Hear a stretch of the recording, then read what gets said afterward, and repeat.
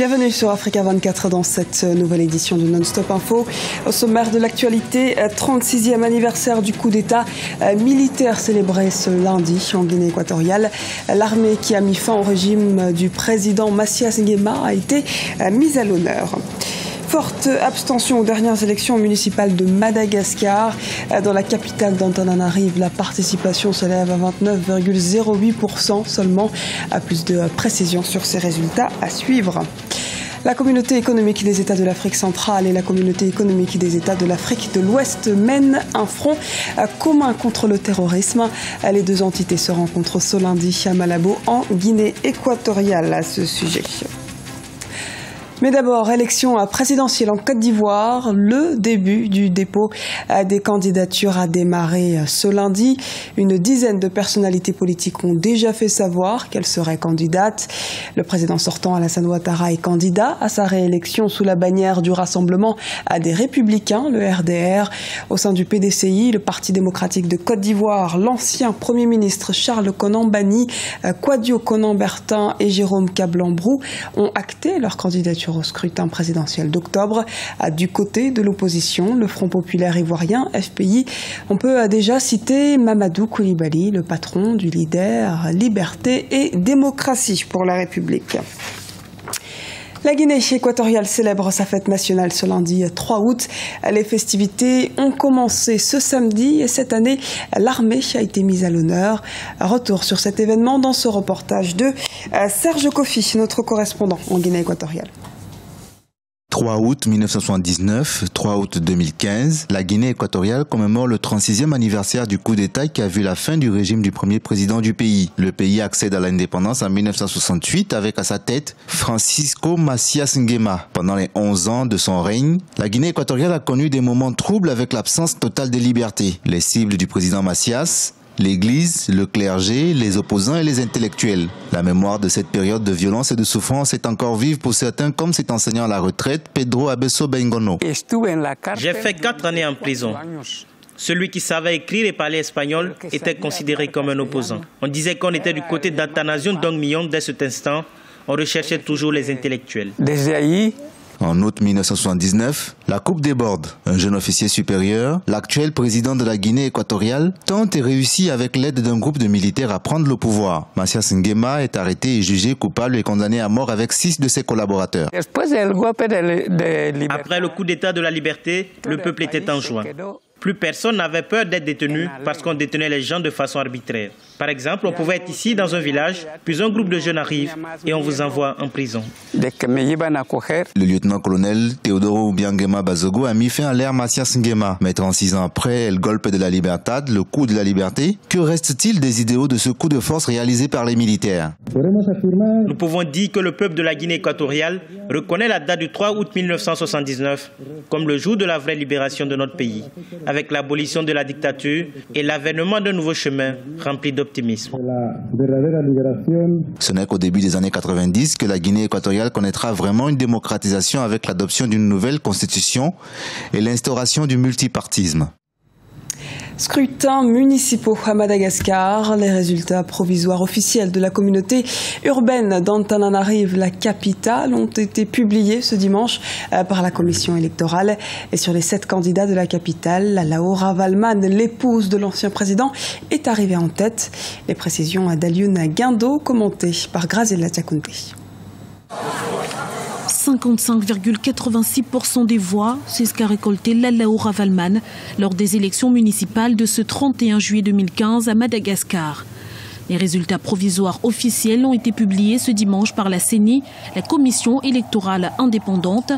À noter toutefois une forte abstention. La participation électorale a été de 29,08% pour ce qui est d'Antananarive, la capitale. Après une campagne électorale marquée par un clair retour sur le devant de la scène politique de Marc Ravalman et de Andra Zouel, respectivement donc ancien président de la République et ancien président de la transition, et tous deux également anciens maires de Antananarive, les urnes ont rendu un verdict conforme aux enjeux en cours. À Antananarive, la capitale, le duel a surtout eu lieu entre les candidats soutenus par les deux ex-chefs d'État.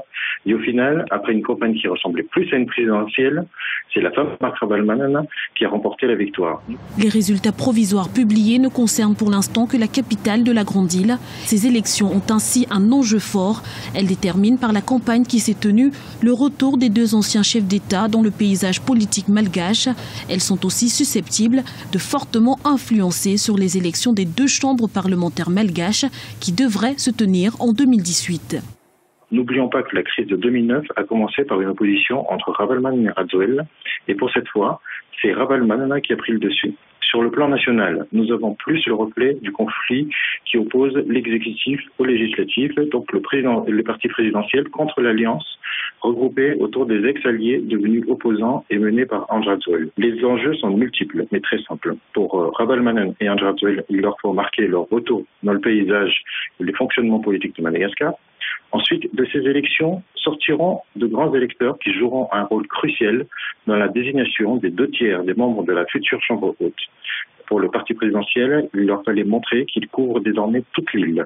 Les résultats provisoires obtenus à Antananarive sont en attente de validation des tribunaux administratifs qui bénéficient d'un délai d'1 mois pour les rendre définitifs. Néanmoins, les violences et les plaintes pour fraude déposées à la commission électorale sèment le doute quant à l'issue de ce vote. 178 otages de Boko Haram libérés selon l'armée du Nigeria. L'annonce a été faite ce dimanche par les forces armées et ce sont précisément 101 enfants, 67 femmes et 10 hommes qui ont recouvré la liberté. Plus tôt cette semaine, l'armée a annoncé avoir libéré des mains du groupe islamiste désormais affilié à l'organisation État islamique. 30 otages près de Dikwa, à quelques 90 km à l'est de Maïdougouri. S'ajoute à cela 59 autres otages libérés au cours d'une opération près de Kondunga, une ville également située sur l'axe qui relie Maïdougouri à Bama. Sommet conjoint CEAC-CEDEAO ce lundi 3 août à Malabo, capitale équato-guinéenne. La communauté économique des États de l'Afrique centrale et la communauté économique des États de l'Afrique de l'Ouest ambitionnent de mettre sur pied une stratégie commune de lutte contre la secte nigériane de Boko Haram. L'économie des deux sous-régions s'invitera également dans les débats. Les précisions de Lizelsi à Kizimana. La CEAC et la CEDEAO pour un avenir commun. La CEDEAO, la communauté économique des États de l'Afrique de l'Ouest, qui compte environ 300 millions d'habitants, et la CEAC, la communauté économique des États de l'Afrique centrale, près de 145 millions d'habitants, convergent vers un rapprochement. Le voisinage géographique est un élément important qu'il faut prendre en compte. Et la langue ne devrait plus être une barrière pour empêcher qu'on se retrouve. Je voudrais rappeler que le Nigeria a déjà décidé que le français soit une deuxième langue nationale, une langue officielle du Nigeria.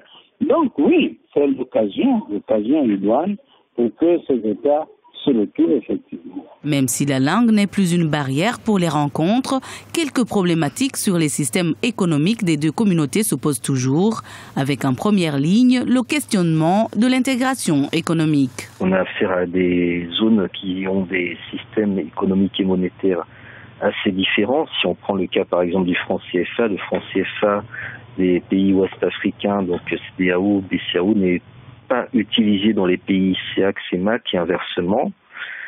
Donc il y a sans doute pas mal de questions stratégiques concernant l'économie et la défense, enfin, l'intégration économique et le soutien militaire, qui nécessitent un rapprochement entre les deux organisations régionales. Les représentants de la CEAC et de la CEDEAO se rencontrent en effet ce lundi 3 août à Malabo, en Guinée équatoriale. Un sommet régional qui aura pour objectif de trouver une stratégie commune pour lutter contre le terrorisme. Les représentants des partis et organisations politiques de l'opposition burundaise ainsi que ceux de la société civile se sont réunis à Addis Abeba du 30 juillet au 1er août. Objectif, créer et officialiser la création du Conseil national pour le respect de l'accord d'Arusha. Les précisions de Lizelsi à Kizimana. L'ancien député Léonard Nyangoma, élu à la tête du Conseil national pour le respect de la Constitution et de l'accord d'Arusha. Cela a été officialisé lors de la rencontre des différents représentants des partis politiques de l'opposition et de la société civile à Addis Abeba en Éthiopie du 30 juillet au 1er août 2015. D'autres membres, bien sûr, de du bureau de ce conseil seront incessamment désignés dans les jours à venir. Et ce qui va suivre, c'est quoi? Ce qui va suivre, c'est structurer davantage le conseil. C'est évidemment le projeter par rapport aux urgences politiques et diplomatiques compte tenu de la crise burundaise. C'est surtout cela, à mon avis, que je vois comme urgence. Ce Conseil national pour le respect de l'accord d'Arusha pour la paix et la réconciliation au Burundi et de la restauration de l'état de droit se dit prêt à reprendre les négociations avec le gouvernement burundais pour résoudre la crise sociopolitique que traverse le pays. Il appartient au gouvernement de comprendre que si la question burundaise ne se résout pas autour de la table de négociation, elle se résoudra nécessairement dans la violence. Et ce n'est pas dans l'intérêt des gens au gouvernement aujourd'hui. Il faut revenir à la rationalité politique. On ne peut pas continuer à s'enfermer dans une dynamique complètement autiste où on ne réalise pas qu'en fait la force n'est toujours que relative sur le temps. La force militaire est toujours relative.